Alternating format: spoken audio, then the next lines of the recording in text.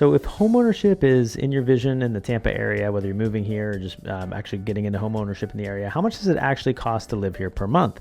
I'm going to break that down, and it might not be as cheap as you think. So anyways, I'm a local real estate agent. I run a team here in the Tampa area. We've sold 1,000 homes in the last 10 years. So I'm going to dive into what some of the monthly costs you can tend to expect in the area. Now, just to cover rent out of the beginning, I mean, probably see about a $2,000 to $3,000 give or take. Really, obviously, this is going to depend on a lot of factors, but just to give you a quick number, depending on the area and the size of the home or apartment that you're looking at, it's going to be about $2,000 to $3,000. Now, for buying, just generally, yes, you can go cheaper than this, townhouses and things like that. But I would say, most single family homes are going to be in a $400K plus range. Some of the nicer sides of things being 700, 800, 900 plus. Now, this is really going to depend on the area, the location, the age of the home, a lot of factors. But I think a general rule of thumb, if you're outside looking in, it's just something to consider that I would say most, starter homes can be in around the 400K price point. Property taxes, which could change, but at the time of this video, they are assessed on the sale price of the home, so it's not what you see online. That's a big difference in Florida. The quick rule of thumb is generally about 1 to 1.5%. I always say think 1.2% of the purchase price is what you're going to pay in yearly property taxes. Home insurance is one that's really going to have a lot of differences, and of course it probably changed after this video. I can tell you we're in about the $2,000 range for our home with no flood insurance, and it's not required. We do have about an $800,000, $900,000 home. So, it is newer. It's going to depend on a lot of factors. Is it older? Is flood insurance required? Where are you located? What's the roof age? All kinds of things. A lot's going to, matter. But, I could say, $1,500 to $3,000, maybe higher, probably not lower. It's just a rough estimate to ballpark it at. And of course, that's yearly. That's not monthly. That's not that crazy, but. Now, flood insurance, I don't, this is another one where it's really going to depend. I can tell you we are in flood zone X where it's not required. And when we got a quote, I think it was around $600 for flood insurance. But it wasn't required. So $600 per year for that. So it's just going to depend on where you're at. But just to give some estimates for the sake of this video, that's what I got. Now, electric, it's going to depend on a lot of things. The efficiency of your home. Do you have a pool? Are you charging any electric cars and stuff like that? But generally, you're going to see around 150 to 300 on the low side. And for us, we charge a Tesla, we run a pool, we run the AC. It's got to be cold at night or I can't fall asleep. We tend to have more of a $400 or $500 a month bill. So I would say we're on the higher side from people I've spoken with and the bills that I have seen. But of course that can't go higher yet, but just giving you again a feel for what we experience down here in the trenches, actually seeing it with our real estate team and the friends and family that we have. Now, your water, sewer and trash is going to be about 80 to 150 a month. The cool thing, if you're not from the area, there's 2 garbage days, which for me we're from the Northeast, we're from Pittsburgh, Pennsylvania, so we only had 2 garbage days and a recycle day. That's just freaking unreal. It's great because you can get rid of that stuff real easily, something I didn't know until I got here. Internet, you're going to find it's going to be between 60 and 150.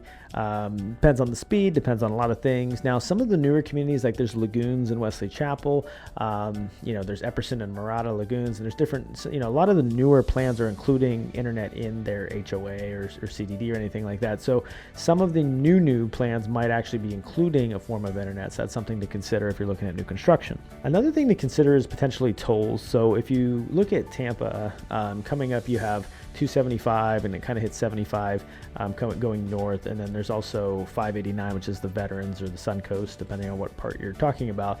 And the Veterans and that Suncoast is a tollway. So if you're on the west side of Tampa going north, we're actually in the Lutz, Land O'Lakes, like Odessa area. If you're in there and going back and forth on that road, you might have some tolls that are going to add up each month. That's something to consider. I love that road. I think it's an easier road to deal with traffic on, so I'll gladly pay the tolls, but it's a factor that you could be looking at tolls each month. So for HOA and CDD, these are going to really range. So if you're not from the area, Community Development District, CDD fees are basically just like a 30-year bond to develop the community. And HOA is kind of management of the community and enforcement of the rules. But essentially, they're all just like a big HOA fee is how you can kind of just view it for the sake of budgeting. Now, CDD fees are in your taxes. So we're in a CDD, it's about $3,000 per year. So if our taxes are $8,000 and you add 3, we're paying 11 total, give or take, right? And the HOA, though, because we have a $3,000 CDD, is only about $50 a month. It's paid in 6-month intervals in July and January, and it's about $400 every 6 months, roughly. So it's a little cheaper, but if you find a similar huge plan with all the amenities we have back home where we didn't have CDDs, we'd probably pay a $250 a month HOA fee for all that. So it's similar, and some of those plans are awesome that you get, but it's something to keep in mind. Now, there are HOAs that can be higher that start to cover costs of certain things on your home that are 2, 3, 4, 500. And if you're in a condo, it can be 5, 6, 7. They can go super high. And CDD fees, like the new Angeline community that's going in between routes 52 and 54, they have a CDD fee of about $4,000. So, but there's a lagoon going in, all kinds of crazy, awesome stuff next to the Moffitt project, where there's going to be a ton of jobs coming in, and the cancer research facility coming in. So that community is going to have like a $4,000 CDD. So they're going to range, but generally I would say your CDDs are between maybe $1,500 to $4,000, give or take, and your HOAs can be as cheap as $50 per month or cheaper, and as high as sky's the limit. But I just wanted to give you an insight on some of the ones that we see. Pest control is going to be another factor. You're going to want this. So we actually, in our home, they have in-wall pest system where it actually has like a really, really small line, and it disperses the pest control through the walls. Actually, it's freaking awesome. I wish that we had that back home up north, even, because we had spiders up there. I mean, there's still things.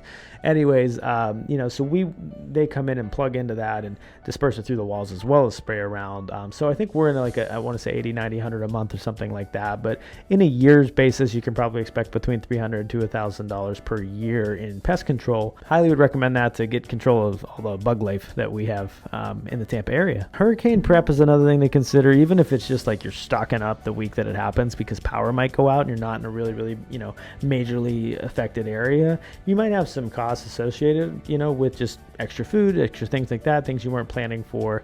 If you're going to go generator and stuff like that, that's going to add a whole nother element. This is really going to depend on where you're located, but it's just something that I would put into the budget if you are budgeting.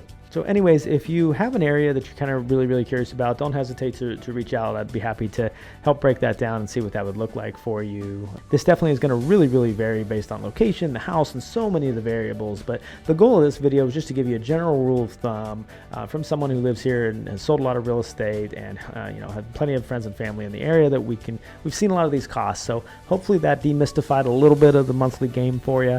But if I can clear anything up, don't ever hesitate to reach out. So thanks for tuning into this video, and we'll see you around.